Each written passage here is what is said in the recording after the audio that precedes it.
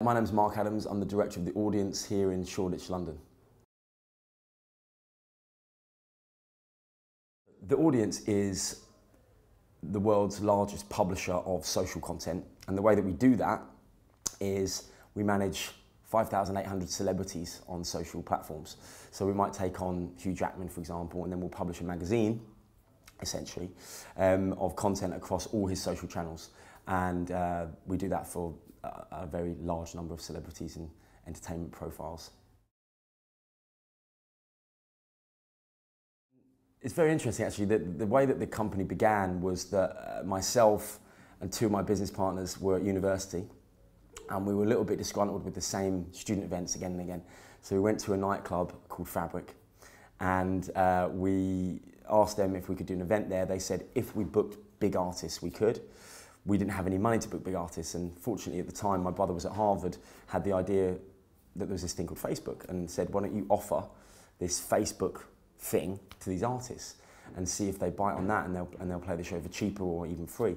And in the end of 2006, when Facebook was still for students only, you had to be .ac.uk to be on it, we got Faithless to agree to play a show for free in exchange for us looking after their social media, which was a term that no one was really using at the time. And by 2011 we had 350 artists that we were representing, and we'd stopped doing shows a long time ago, and we were just looking after their social presence now. TheAudience over the next 5 years is a really interesting proposition, because when we started this, social was something that most people weren't interested in, didn't want to know about. Now it's something they have to know about, and a lot of them are deeply interested in what it can do for them. I mean, the idea that you can form a direct relationship with your fans is quite a new idea. And what we've started to do recently in the past year and a half is work with brands. So in the old days, we would work exclusively with talent and celebrity, and we said we would never work with brands because our belief was that they were psychopaths. They didn't understand the idea that we believe that, I've always said, Sean Parker said this to me the first time I ever met him, that social media is nothing more than the digitalization of popular culture. So if you take that idea to be true, it's no wonder that brands find it difficult to exist in the space of social media, because they're not really part of popular culture in the way that they like to think they are. They have psychopathic ideas that they are part of popular culture, but that's not really true.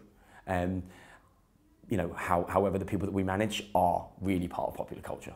And so what we've started to do is, where the brand is correct and it's the right fit, we've started to hook brands up with celebrities on these platforms to create content together, to create moments together, and it's actually proven to be really, really powerful. For me now, I'm really into my music, so I'm a massive fan of XOYO, which is just around the corner from Old Street Roundabout, and a huge fan of Fabric, and have been for years and years. Used to run a night there for 5 years, so I can't say anything bad about the place. And if I'm going to go out big time, that's where I would suggest people go. It's not easy on the ear, and you have to be pretty seriously hardcore, but part of what I love about this area is that even the music you hear when you're walking around is underground subcultural music. It's not, we go to our brand partners, for example, and God bless them, they're fantastic, but you hear Heart Radio, and this year, and this is the 1983 hour, where you're hearing tracks from 1983, and I was born in 1983, and I don't want to hear necessarily that much music from 1983 anymore. I'm personally interested in hearing something that's completely underground and interesting. I've been accused of being overzealously pro-Shoreditch. I'm absolutely obsessed with this area. I've lived here since I arrived in London to be a student 11 years ago. And I can't imagine being anywhere else. I don't think there's anywhere globally I'd rather be, including Silicon Valley. For me, what's happening here right now is so exciting. There's 15,000 startups within the kind of couple of miles radius of the Old Street Roundabout, and Silicon Roundabout as they like to call it. And every single year that goes by, the tech community here gets stronger, gets to know each other better. And as far as a community of people go, it's incredibly loving and amazing place to be. Everyone is within a fairly short walking distance of each other. You know, you go out to get a sandwich and you'll bump into your friend that runs another company down the road. You know, everyone supports each other. We all socially hang around together, and it's a very special time to be in Shoreditch right now.